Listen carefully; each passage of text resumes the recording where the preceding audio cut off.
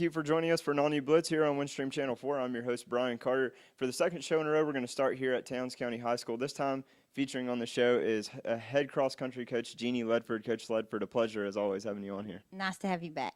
Thank you very much. And I see to your right, you got the new state championship trophy, and that's definitely exciting news for you. Back-to-back state championships. What's that feel like for you? I'm still trying to soak it all in. I'm awestruck. This one was so completely different than last year. There's no comparison. I know it's back-to-back, but it was literally starting over with a brand-new team. I had leadership of veterans, but I think that's why that we feel so blessed, is that having all this new talent, that we were having to push the veterans and keep them fighting while we were literally bringing kids from the ground up, teaching them technique and how it even worked. And so this one was more emotionally, physically, and mentally a victory. Yeah. Now, before we are definitely going to talk more about the state championship, but we also need to focus on the guys a little bit, too. A phenomenal year they had. You mentioned before to me that there was the so-called curse, where they were just points away from getting into the state meet. This year they finally did that. You can't say enough about them. No, I can't. I mean, they did. We call them the Lucky 13. Even whenever they made it out of the area meet, again, that one, my mouth just dropped. So they made it out. I gave them their charge. I told them, you get sixth or better. And so, they are a menagerie of different talent. That's a whole brand new team. We only have one veteran. And there's such a collection of different guys. But the thing that bonds them together is they have a spark in them, and that just needed fueled. And it was that giving them the power to believe in themselves. So seeing that come alive and seeing them hatch on to the ability of, you can do this. You can make it out. You got to be the team that makes it out. And to see it really come to pass, it's unreal. Now, talk about unreal. We go back to the girls, and it came down, as you said, this year was a lot tougher to win the state championship. Last year it was pretty much, you kind of ran away with it there at the state meet. But this year, came down a tiebreaker, down to the sixth runner. Talk about that experience. What were you feeling when you're trying to calculate if you guys were going to end up winning that? Tryon is a very respectable, tough competitor, and the week before they had beat us at area. So during the race, literally I have seen the end of the boys and started those girls, and I just completely just ran the whole course, cutting across, and I would continually count on my fingers, and that's the best quick scoring that you can do is trying to see if you've got them in before. And between us, Tryon, and Commerce had an outstanding day, there was just tension at the line when it was over. None of us knew. And so I just tried my best, one, to continue on. I took care of one of mine that needed some medical attention afterwards, and the whole time I was praying a lot. I was praying a lot. I was having to breathe a lot because I thought I might have to throw up a little bit or cry. And so when it came down to us breaking that tie, when I went over to the board and seeing it literally go down to a tie and that we had won in a tiebreaker, I had told those kids every day, we had a bigger girls team this year, that every single one of them made a difference. Because sometimes I didn't get to dress out all of them.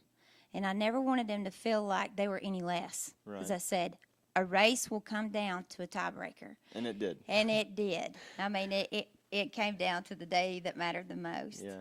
So. Well, that's awesome. That's epic, the way that ended for you. All right, so now let's look again at the girls. You got 4 seniors that are leaving this team. Obviously, Ansley Vardaman, Caitlin Sheffield, 2 of the top runners in the state, Taylor Vardaman as well, and your manager, Lindy, as well. What's the program going to look like for the girls moving forward? I mean, you're kind of sad to see them go, for sure. Yeah, sad's an understatement. I've had them since they were in kindergarten, so it's literally like watching my family move forth.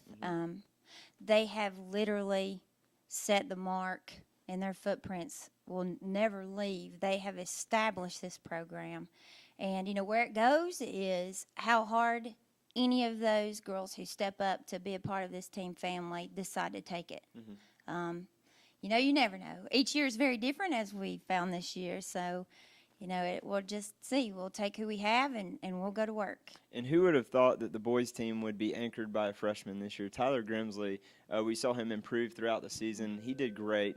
What was that like, not just for him, but for the boys to be able to have that trip to state this year moving forward for them? Tyler was our spark plug. Coach Hamilton does a great job in middle school getting them started with cross country, and he comes from a family of athleticism. So having him as that spark plug, last year we had Bradley Smith, and this just somehow kind of fell into play. They latched on. One day I looked at him and I said, you have to have the courage to learn to win. And from that day, I think that they believed in that. And Tyler, as well as the rest of them, that guys' team they're excruciatingly close, even though they're such a different mix. And the girls' team and that boys' team, the camaraderie between both of those, they win because that's how much they care about each other. Whenever they're tired, they fight because they care about their teammate. When they have all these teammates sidelined, and it makes no sense because you say boys and girls, but they will run harder for each other because one of theirs can't. So to see freshman leadership, we have some that are very little, and when they line up at a start line, to see how short in stature or small compared to those long legs of many runners, I said, you're only as big as little as you let yourself be. Yeah. So it's exciting to see him as a freshman, and there's my future. Yeah. So. Now, you talk about your future, and let's talk about your career for a second. 15 years or so that you've been coaching cross country. You've taught at all three levels at one time, I believe, too, middle school, high school, and up at Young Harris College as well. And I've seen many, many coaches, when they hit around 10, 15, 20 years of coaching, it can get a little mundane and sometimes kind of draining, I guess. What would this back-to-back state titles, what does that do for your career personally? Well, first of all, I'm glad to sleep again. You know, and it is. You're at a crossroads when you're in this game for 15 years because, you know, this is very personal to me. When I coach, my kids are my kids. I feel like I got to give them everything. And with that, you know, it's mentally, physically, and emotionally exhausting this year. I mean, I had to come out of the hat of, in 15 years of coaching, finding different angles of individuality for every single one of these kids. So, you know, rejuvenating, I would say, is more like a pleasant, victorious, sweet exhaustion. I still, every day, I walk by and touch this, or I look at these clothes. I would, too, if I had one of this. Yeah, it's unbelievable. I mean, like, the biggest thing, I think I'm flattered.